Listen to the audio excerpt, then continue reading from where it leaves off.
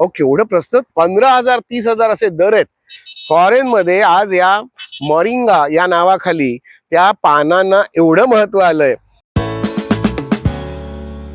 वैद्य सुविनय दामले, मोरिंगावर बोलूया. शोभांजन, शेवगा. म्हणजे आता शेवग्याची शेंग आहे आणि मागचं जे झाड दिसतंय हे शेवग्याचं झाड आहे. शेवगा आपल्याकडे पारंपरिक पद्धतीमध्ये भाजीमध्ये वापरला जातो, पिठल्यामध्ये तर हमखास. कोकणामध्ये राहून शेवग्याचं पिठलं एकदाही खाल्लं नाही असा माणूस कोकणात तरी मिळणं दुर्मिळच आहे. मस्तपैकी बेसन आणि त्याच्यामध्ये शेवग्याच्या शेंगा भाजायच्या पहिल्यांदा छानपैकी.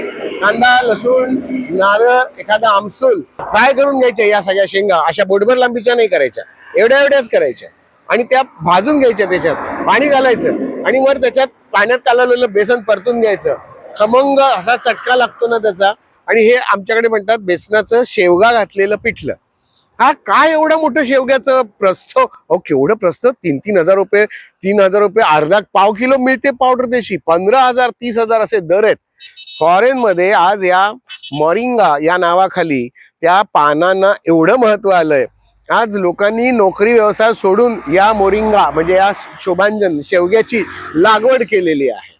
आणि आता काय कृत्रिम तुम्हाला नर्सरीमध्ये जाऊन शेवग्याची रोपं मिळू शकतात. 3-3 वर्षामध्ये उत्पादन देणारी आज झाडं उपलब्ध आहेत.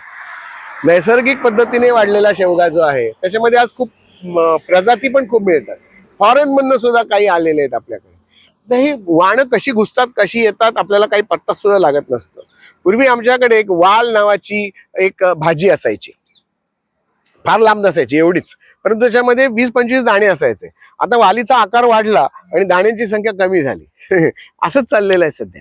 तर हा जो मोरिंगा आहे हा अत्यंत चांगलं औषध आहे, वापरायला हरकत नाही. याचा डिंक सुद्धा औषधी आहे. हाडांच्या बळकटीसाठी, व्हिटॅमिन डी साठी या शेवग्याच्या डिंकाचा वापर केला तरी चालतो. भाजून घ्यायचा, तळून घ्यायचा, तुपात फुलवून घ्यायचा. आणि पण खाण्याचा बाभळीचा डिंक जसा वापरतो तसाच हा डिंक वापरला तरीही चालतो. पण जरा उष्ण आहे, नीट लक्ष देऊनच घ्यायला पाहिजे. प्रमाणात जरा कमी वापरा. आणि जर त्याची खूप ऍडव्हर्स रिॲक्शन म्हणजे खूप उष्णता वाढते, हीट वाढते, बॉइल्स येत आहेत, डोळ्यातनं असं लालपणा यायला लागला, अंगाच्या वाफा यायला लागल्यात, पोटात जळजळ व्हायला लागली, तर या मोरिंग्यापासून जरा सावध राहायचं. जरा उष्ण स्वभावाचा आहे तो म्हणून. परंतु भाजी खूप चांगली आहे, काही प्रॉब्लेम नाही. शेवग्याची भाजी ही डोकेदुखीसाठी अतिशय चांगलं काम करते. कफामुळे होणारे जे आजार आहेत किंवा विशेषतः पाईल्स फिस्टुलाचे आजार ज्यांना आहे म्हणजे संडासच्या जागेचे जे आजार असतात ते कमी होण्यासाठी सुद्धा या शेंगांचा भाजीचा पिठल्यासारखा वापर किंवा पानांची चटणी किंवा पानांची भाजी.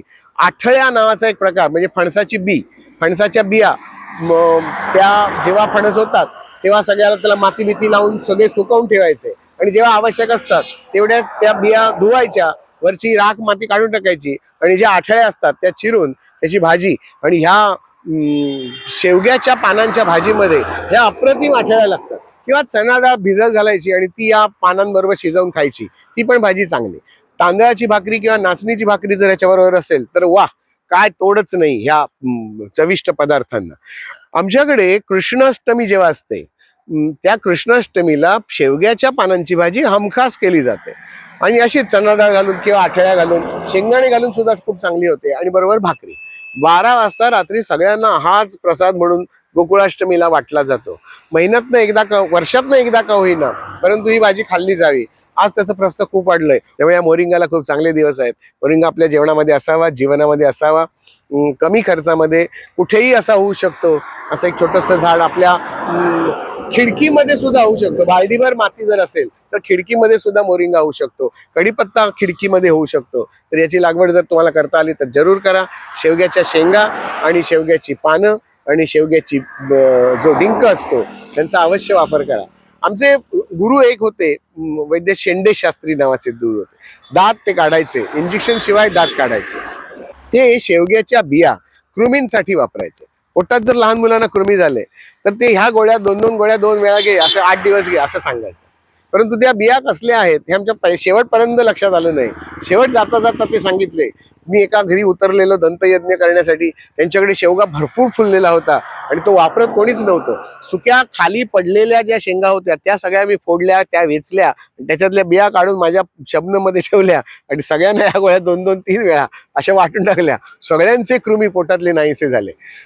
उत्तम कृमीनाशक म्हणून सुद्धा हा शेवगा चांगलं काम करतो. जो उष्ण गुणाचा आहे तो कृमींचा नाश करणारच, कारण कृमींना जे मॉइश्चर लागतं आतमध्ये पोटामध्ये, आम लागतो, तो आम या सगळ्या मोरिंगामुळे नष्ट केला जातो. मोरिंगा तुमच्या जेवणामध्ये असलाच पाहिजे. आठवड्यातनं एकदा घ्या. ज्यांना कफ आणि पित्त या 2 दोषांचे व्याधी असतात त्यांनी तर तो अवश्य खावा आणि स्वतः निरोगी व्हावं. धन्यवाद.